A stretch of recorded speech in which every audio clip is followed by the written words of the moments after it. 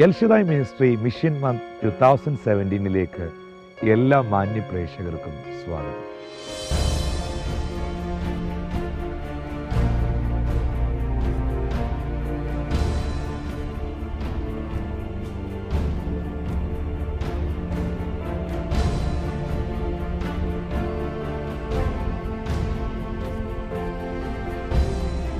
എൽഷദായ് ministry കഴിഞ്ഞ 7-ൽ പരം വർഷമായി വർഷത്തിൻ്റെ സെപ്റ്റംബർ മാസം മുതൽ ഡിസംബർ മാസം വരെയുള്ള സമയങ്ങളെ മിഷൻ മന്തായി പ്രാർത്ഥിച്ച് വേർതിരിച്ചിരിക്കുന്നു.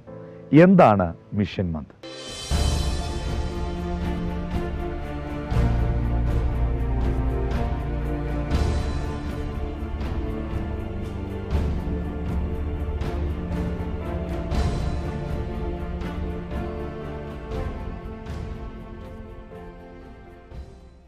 എന്താണ് മിഷൻ മന്ത്?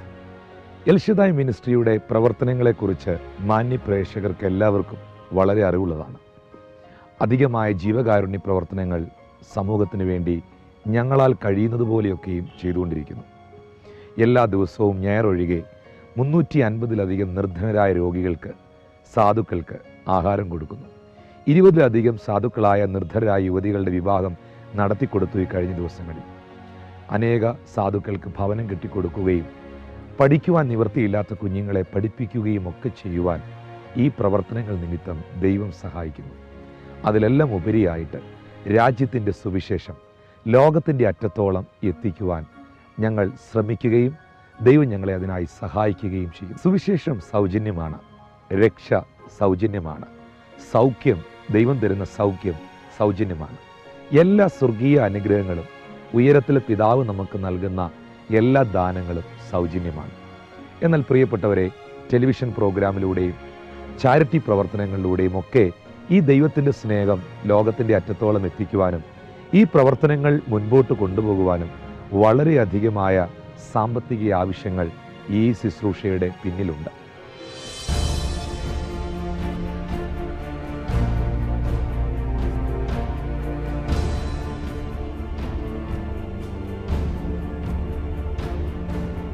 നമ്മുടെ കർത്താവായ യേശു ക്രിസ്തു തൻ്റെ വചനത്തിൽ ഇങ്ങനെ പറഞ്ഞു: എനിക്ക് വിശന്നു, നിങ്ങൾ ഭക്ഷിപ്പാൻ തന്നു; എനിക്ക് ദാഹിച്ചു, നിങ്ങൾ കുടിപ്പാൻ തന്നു. ഞാൻ നഗ്നനായിരുന്നു, നിങ്ങൾ എന്നെ ഉടുപ്പിച്ചു; ഞാൻ തടവിലായിരുന്നു, നിങ്ങൾ എന്നെ വന്ന് കണ്ടു. ശിഷ്യന്മാർ കർത്താവിനോട് ചോദിച്ചു: കർത്താവേ, നിന്നെ എപ്പോൾ ഞങ്ങൾ നഗ്നനായി കണ്ടു? അങ്ങനൊരു അവസരം ഉണ്ടായില്ലല്ലോ. നിനക്കെപ്പോൾ വിശക്കുന്നവനായി ഞങ്ങൾ കണ്ടു?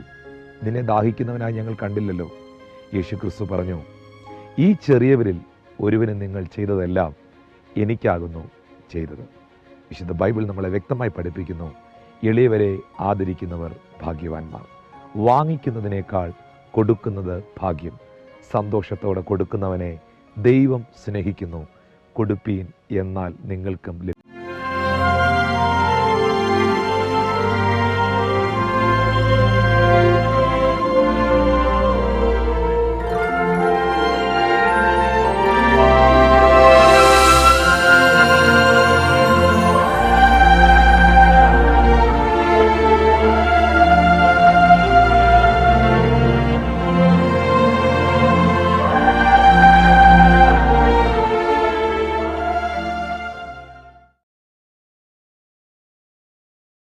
എൽഷദായ് മിനിസ്ട്രി മിഷൻ മന്ത് 2017 എല്ലാ മാന്യ പ്രേക്ഷകർക്കും സ്വാഗതം.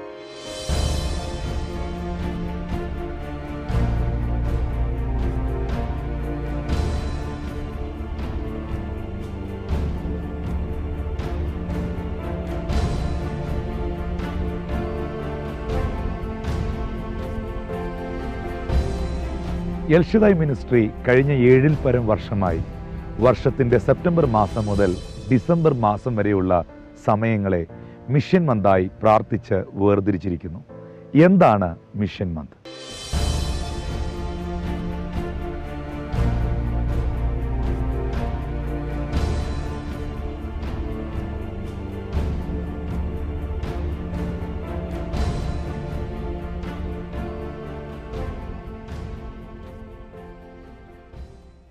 എന്താണ് മിഷൻ മന്ത്? എൽഷദായ് മിനിസ്ട്രിയുടെ പ്രവർത്തനങ്ങളെക്കുറിച്ച് മാന്യ പ്രേക്ഷകർക്ക് എല്ലാവർക്കും വളരെ അറിവുള്ളതാണ്. അധികമായ ജീവകാരുണ്യ പ്രവർത്തനങ്ങൾ സമൂഹത്തിന് വേണ്ടി ഞങ്ങളാൽ കഴിയുന്നത് പോലെയൊക്കെയും ചെയ്തുകൊണ്ടിരിക്കുന്നു. എല്ലാ ദിവസവും ഞായറൊഴികെ 350-ലധികം നിർധനരായ രോഗികൾക്ക്, സാധുക്കൾക്ക് ആഹാരം കൊടുക്കുന്നു. 20-ലധികം സാധുക്കളായ നിർധനരായ യുവതികളുടെ വിവാഹം നടത്തിക്കൊടുത്തു ഈ കഴിഞ്ഞ ദിവസങ്ങളിൽ. അനേക സാധുക്കൾക്ക് ഭവനം കെട്ടിക്കൊടുക്കുകയും പഠിക്കുവാൻ നിവൃത്തിയില്ലാത്ത കുഞ്ഞുങ്ങളെ പഠിപ്പിക്കുകയും ഒക്കെ ചെയ്യുവാൻ ഈ പ്രവർത്തനങ്ങൾ നിമിത്തം ദൈവം സഹായിക്കുന്നു. അതിലെല്ലാം ഉപരിയായിട്ട് രാജ്യത്തിൻ്റെ സുവിശേഷം ലോകത്തിൻ്റെ അറ്റത്തോളം എത്തിക്കുവാൻ ഞങ്ങൾ ശ്രമിക്കുകയും ദൈവം ഞങ്ങളെ അതിനായി സഹായിക്കുകയും ചെയ്യും. സുവിശേഷം സൗജന്യമാണ്, രക്ഷ സൗജന്യമാണ്, സൗഖ്യം, ദൈവം തരുന്ന സൗഖ്യം സൗജന്യമാണ്. എല്ലാ സ്വർഗീയ അനുഗ്രഹങ്ങളും ഉയരത്തിലെ പിതാവ് നമുക്ക് നൽകുന്ന എല്ലാ ദാനങ്ങളും സൗജന്യമാണ്. എന്നാൽ പ്രിയപ്പെട്ടവരെ, ടെലിവിഷൻ പ്രോഗ്രാമിലൂടെയും ചാരിറ്റി പ്രവർത്തനങ്ങളിലൂടെയും ഒക്കെ ഈ ദൈവത്തിൻ്റെ സ്നേഹം ലോകത്തിൻ്റെ അറ്റത്തോളം എത്തിക്കുവാനും ഈ പ്രവർത്തനങ്ങൾ മുൻപോട്ട് കൊണ്ടുപോകുവാനും വളരെയധികമായ സാമ്പത്തിക ആവശ്യങ്ങൾ ഈ ശുശ്രൂഷയുടെ പിന്നിലുണ്ട്.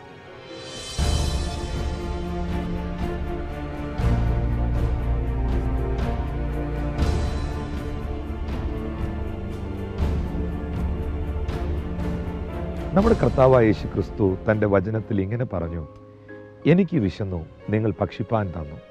എനിക്ക് ദാഹിച്ചു, നിങ്ങൾ കുടിപ്പാൻ തന്നു. ഞാൻ നഗ്നനായിരുന്നു, നിങ്ങൾ എന്നെ ഉടുപ്പിച്ചു. ഞാൻ തടവിലായിരുന്നു, നിങ്ങൾ എന്നെ വന്ന് കണ്ടു. ശിഷ്യന്മാർ കർത്താവിനോട് ചോദിച്ചു: കർത്താവേ, നിന്നെ എപ്പോൾ ഞങ്ങൾ നഗ്നനായി കണ്ടു? അങ്ങനൊരു അവസരം ഉണ്ടായില്ലല്ലോ. നിനക്കെപ്പോൾ വിശക്കുന്നവനായി ഞങ്ങൾ കണ്ടു? നിന്നെ ദാഹിക്കുന്നവനായി ഞങ്ങൾ കണ്ടില്ലല്ലോ. യേശു ക്രിസ്തു പറഞ്ഞു: ഈ ചെറിയവരിൽ ഒരുവന് നിങ്ങൾ ചെയ്തതെല്ലാം എനിക്കാകുന്നു ചെയ്തത്. വിശുദ്ധ ബൈബിൾ നമ്മളെ വ്യക്തമായി പഠിപ്പിക്കുന്നു: എളിയവരെ ആദരിക്കുന്നവർ ഭാഗ്യവാന്മാർ. വാങ്ങിക്കുന്നതിനേക്കാൾ കൊടുക്കുന്നത് ഭാഗ്യം. സന്തോഷത്തോടെ കൊടുക്കുന്നവനെ ദൈവം സ്നേഹിക്കുന്നു. കൊടുപ്പീൻ, എന്നാൽ നിങ്ങൾ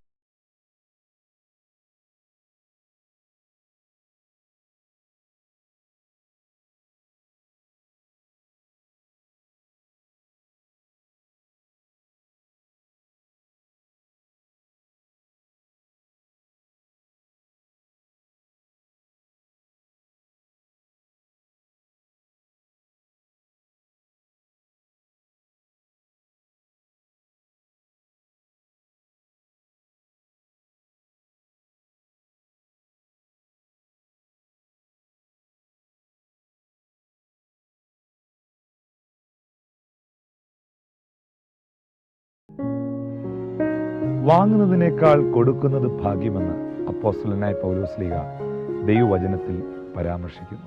ഈ മിഷൻ മന്ദിലൂടെ നാം സമാഹരിക്കുന്ന, നാം കണ്ടെത്തുന്ന ഈ ധനശേഖരം നിമിത്തമാണ് വരുന്ന ദിവസങ്ങളിലും അടുത്ത വർഷങ്ങളിലുമൊക്കെ ആതുര സേവനങ്ങളും ചാരിറ്റി പ്രവർത്തനങ്ങളും ടെലിവിഷൻ മിനിസ്ട്രിയും സുവിശേഷ പ്രവർത്തനങ്ങളുമൊക്കെയും നാം നടത്തുവാൻ പ്രാപ്തരായിത്തീരുന്നത്.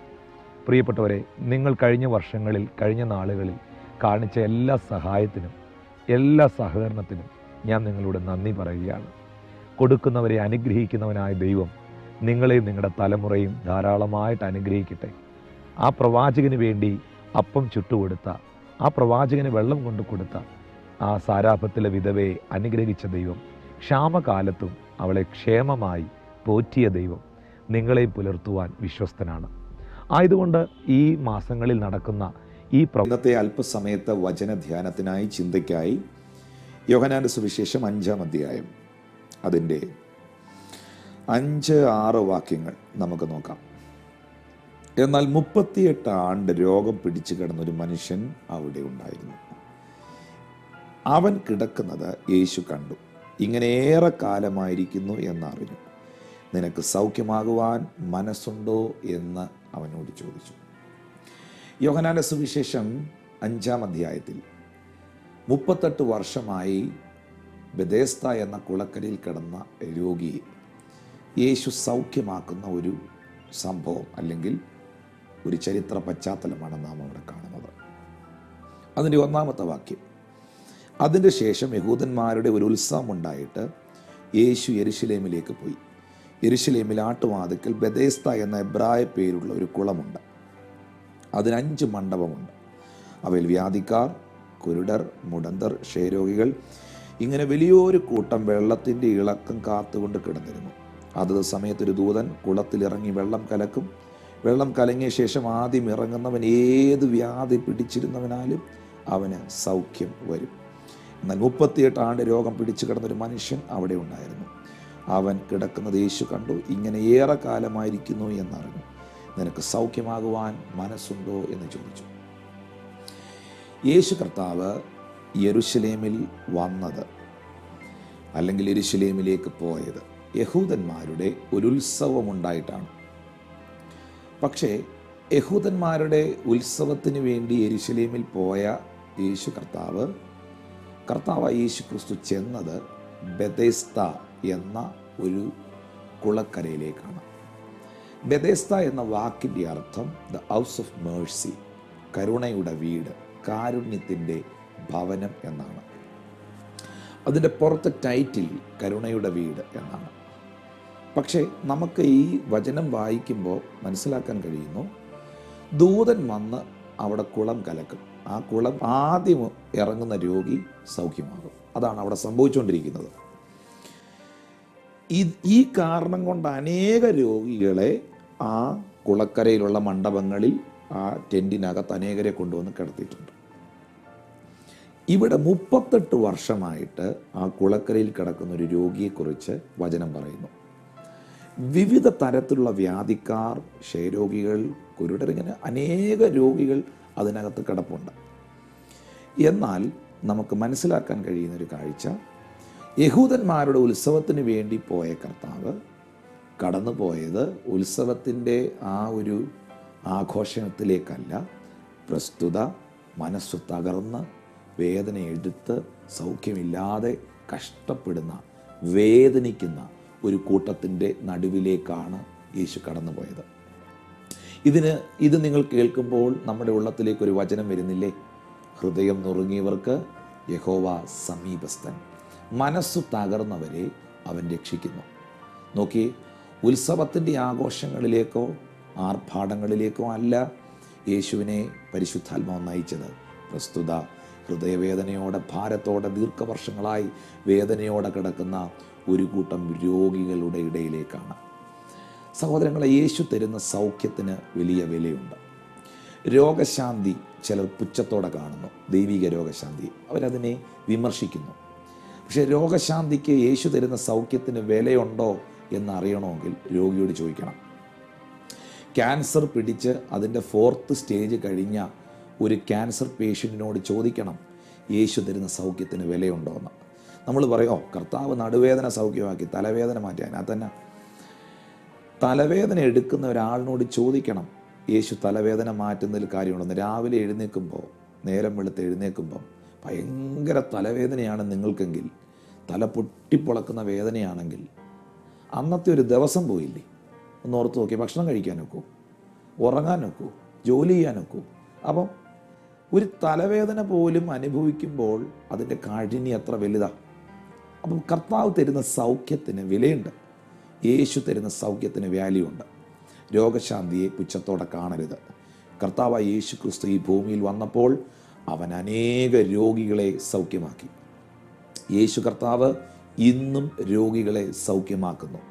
യേശു കർത്താവ് ഇന്നും അടയാളങ്ങളും അത്ഭുതങ്ങളും വീര്യപ്രവൃത്തികളും ചെയ്യുന്നു. അവൻ ഉയർത്തെഴുന്നേറ്റ് ജീവിക്കുന്ന ദൈവമെന്ന് അനേക ദൃഷ്ടാന്തങ്ങളാൽ അവൻ തെളിയിച്ചുകൊണ്ടിരിക്കുന്നു. അപ്പോസ്തലന്മാർ പ്രസംഗിച്ച വചനത്തെ, ഇന്നും പ്രസംഗിക്കുന്ന വചനങ്ങളെ അവൻ അടയാളങ്ങളാൽ, അത്ഭുതങ്ങളാൽ, വീര്യപ്രവൃത്തികളാൽ ഉറപ്പിക്കുന്നു. മർക്കോസ് 16 അതിൻ്റെ 17 മുതൽ വാക്യത്തിൽ എഴുതിയിരിക്കുന്നു, വിശ്വസിക്കുന്നവരാൽ ഈ അടയാളങ്ങൾ നടക്കും. അതിൻ്റെ ഏറ്റവും ഒടുവിൽ എഴുതിയിരിക്കുന്നു, നിങ്ങൾ രോഗിയുടെ മേൽ കൈവെക്കുമ്പോൾ അവർക്ക് സൗഖ്യം വരും. യോഹന്നാൻ 14:14 12 നാം വായിക്കുന്ന ഒരു കാര്യം, എന്നിൽ വിശ്വസിക്കുന്നവൻ, യേശുവിൽ വിശ്വസിക്കുന്നവൻ യേശു ചെയ്തതിലും അധികം ചെയ്യും. ആ കർത്താവിന് ഞാൻ നന്ദിയോടെ സ്തോത്രം ചെയ്യുന്നു. യേശു അവിടെ ചെന്നത് മറ്റൊരു പർപ്പസിലാണ്, പക്ഷേ സംഭവിച്ചത് മറ്റൊന്നാണ്. നോക്കിയേ, നാം ചിന്തിക്കുന്നത് പോലെയല്ല ദൈവം നമുക്ക് വേണ്ടി ചിന്തിക്കുന്നതാണ്. നാം നമുക്ക് വേണ്ടി കരുതിയിരിക്കുന്നത് പോലെയല്ല ദൈവം നമുക്ക് വേണ്ടി കരുതിയിരിക്കുന്നത്.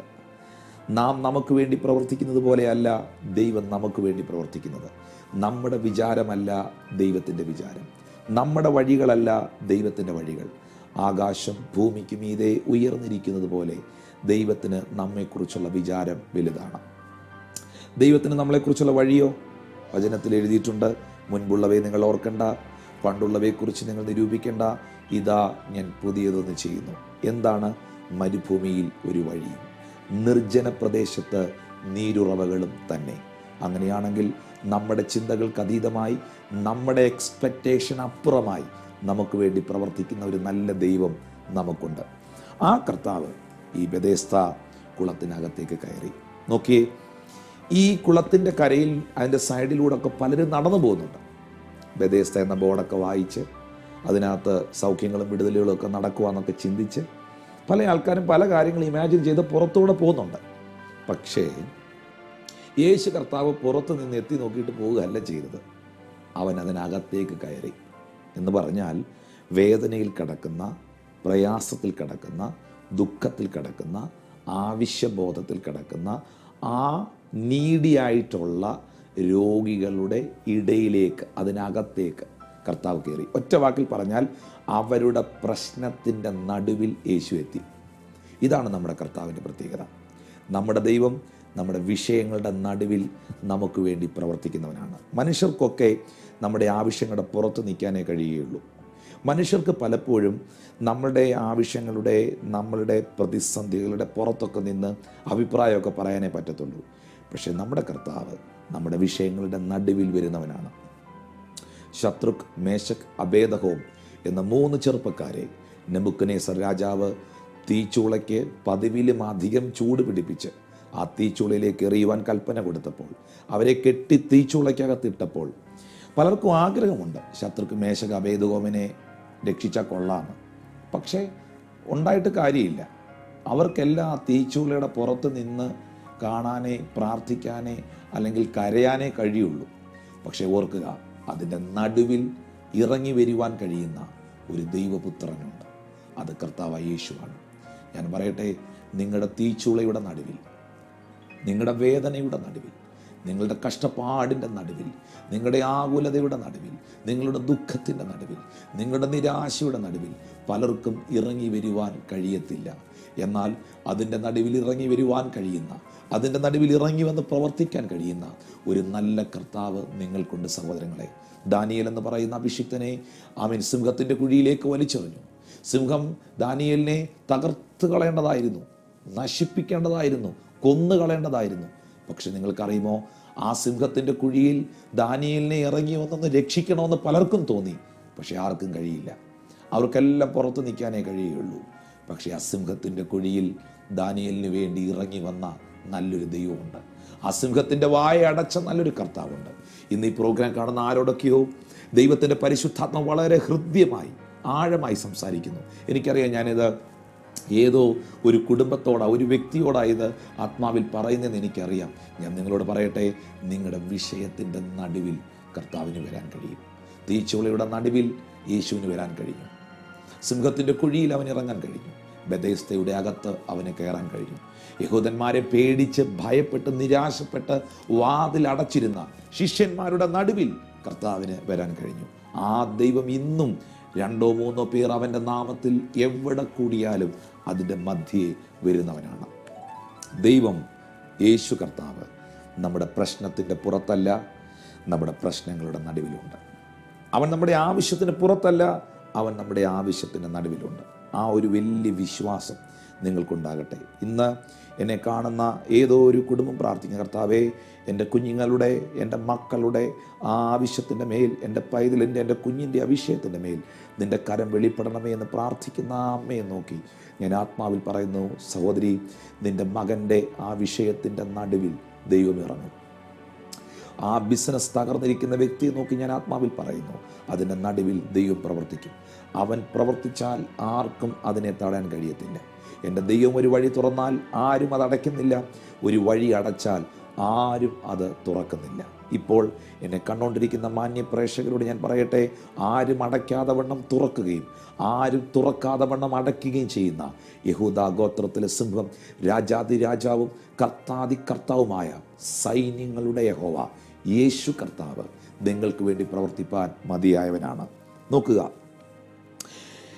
ഈ കർത്താവായ യേശു ക്രിസ്തു അതിൻ്റെ നടുവിൽ ചെന്നു. അവിടെ 38 വർഷമായി രോഗം പിടിച്ച് തളർന്നു കിടന്ന ഒരു മനുഷ്യനുണ്ടായിരുന്നു. അവിടെ എഴുതിയിരിക്കുന്നു, യേശു അവനെ കണ്ടു. അപ്പം മറ്റ് രോഗികളില്ല ഞാനോ, മറ്റ് പ്രശ്നക്കാരില്ല ഞാനോ കർത്താവ് അവനെ കണ്ടത്? ഈ 38 വർഷം രോഗിയായി കിടന്ന ഈ മനുഷ്യൻ ഇവിടെ പറഞ്ഞൊരു സ്റ്റേറ്റ്മെൻ്റ് ഉണ്ട്.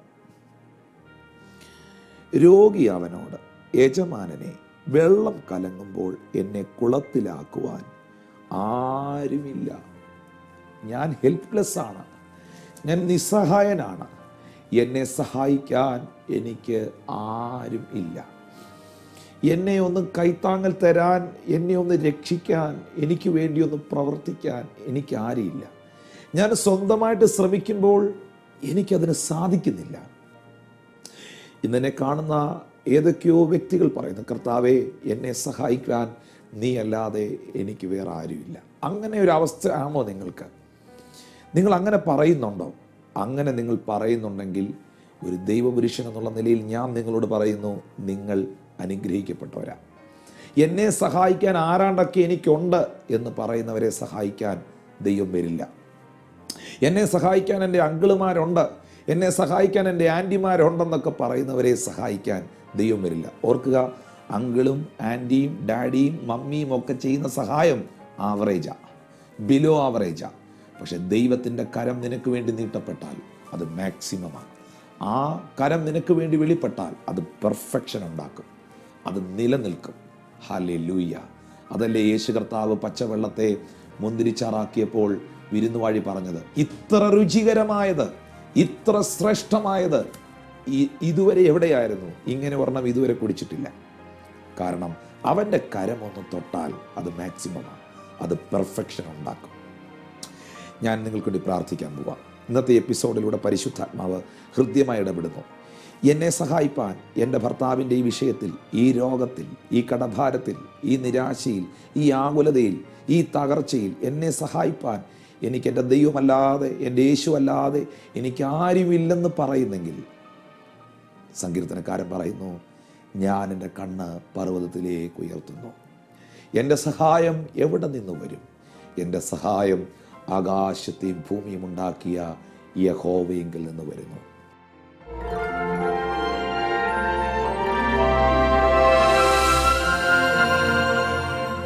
പ്രിയ കർത്താവേ, ഇപ്പോൾ ഞങ്ങൾ ഒന്നിച്ച് പ്രാർത്ഥിക്കുന്നു. എന്നോടൊപ്പം ചേർന്ന് പ്രാർത്ഥിക്കുന്ന ഈ കുഞ്ഞുങ്ങളുടെ മേൽ അങ്ങയുടെ അത്ഭുതത്തിൻ്റെ കരം ഇപ്പോൾ വെളിപ്പെട്ട് വരട്ടെ. പരിപൂർണമായ സൗഖ്യം, അത്ഭുതകരമായ വിടുതൽ യേശു ക്രിസ്തുവിൻ്റെ നാമത്തിൽ ഇവർ മേൽ ഉണ്ടാകട്ടെ. ഓ താങ്ക് യു ലോർഡ് ജീസസ്. ഇവരെക്കുറിച്ചുള്ള അതിൻ്റെ എല്ലാ പദ്ധതികൾക്കായും ഞാൻ അങ്ങേ സ്തുതിക്കുന്ന കർത്താവേ. എന്നെ ആർക്കും വേണ്ട, എന്നെ ആർക്കും ഇഷ്ടമല്ല, എന്നെ സഹായിപ്പാൻ ആരുമില്ല എന്ന് പറയുന്നവർ എന്നെ കേൾക്കുന്നെങ്കിൽ കർത്താവേ, നീ ഇവരെ സ്നേഹിക്കുന്നല്ലോ. ഒരമ്മ സ്നേഹിക്കുന്നതിനേക്കാൾ, ഒരപ്പൻ സ്നേഹിക്കുന്നതിനേക്കാൾ, ഒരു സഹോദരൻ സ്നേഹിക്കുന്നതിനേക്കാൾ അപ്പുറമായി നീ ഇവരെ സ്നേഹിക്കുന്നല്ലോ. നീ ഇവരെ കരുതാൻ ആഗ്രഹിക്കുന്നല്ലോ. കരയുന്ന കാക്ക കുഞ്ഞുങ്ങൾക്ക് അതതിൻ്റെ ആഹാരത്തെ കൊടുക്കുന്നവനായ ദൈവം, ഹൃദയം നുറുങ്ങിയ ഒരു സമീപസ്ഥനും മനസ്സു തകർന്നവരെ രക്ഷിക്കുന്നവനുമായ യേശു കർത്താവിൻ്റെ അത്ഭുതകരം ഇവർ വിഷയത്തിൻ്റെ നടുവിൽ ഇപ്പോൾ ഇറങ്ങി വരണമേ. അങ്ങ് ബെത്സേദയുടെ അകത്ത് ആ രോഗികളുടെ നടുവിൽ, ആ ആവശ്യക്കാരുടെ നടുവിൽ ചെന്നതുപോലെ, ആ തീച്ചുളിയുടെ നടുവിൽ ഇറങ്ങിയതുപോലെ, അസുഖത്തിൻ്റെ കുഴിയിൽ ഇറങ്ങി വന്നതുപോലെ, ഭയപ്പെട്ടിരുന്ന ശിഷ്യന്മാരുടെ നടുവിൽ വന്നതുപോലെ, ഇപ്പോൾ ഞാൻ പ്രാർത്ഥിക്കുമ്പോൾ ഇവരുടെ ലിവിംഗ് റൂമിൽ, ഇവരുടെ ആവശ്യത്തിൻ്റെ നടുവിൽ, ഇപ്പോൾ ഇവരെവിടെയാണോ ആയിരിക്കുന്നത് അവിടെ കർത്താവ് യേശുവിൻ്റെ സാന്നിധ്യം വെളിപ്പെടട്ടെ. അത്ഭുത സൗഖ്യങ്ങൾ ഉണ്ടാകട്ടെ, മാറ്റങ്ങൾ ഉണ്ടാകട്ടെ, വിടുതലുകൾ ഉണ്ടാകട്ടെ. ദൈവം തൻ്റെ ജനത്തിൻ്റെ സ്ഥിതി മാറ്റുമ്പോൾ യാക്കോബ് സന്തോഷിക്കുകയും ഇസ്രായേൽ ആനന്ദിക്കുകയും ചെയ്തെഴുതിയിരിക്കുന്ന പോലെ ഇവരുടെ സ്ഥിതികളിൽ വ്യത്യാസമുണ്ടാകട്ടെ. പിതാവിൻ്റെയും പുത്രൻ്റെയും പരിശുദ്ധാത്മാവിൻ്റെ നാമത്തിൽ ഞാൻ ഇവരെ അനുഗ്രഹിച്ച് പ്രാർത്ഥിക്കുന്നു. അതേ യേശുവിൻ നാമത്തിൽ തന്നെ, ആമേൻ.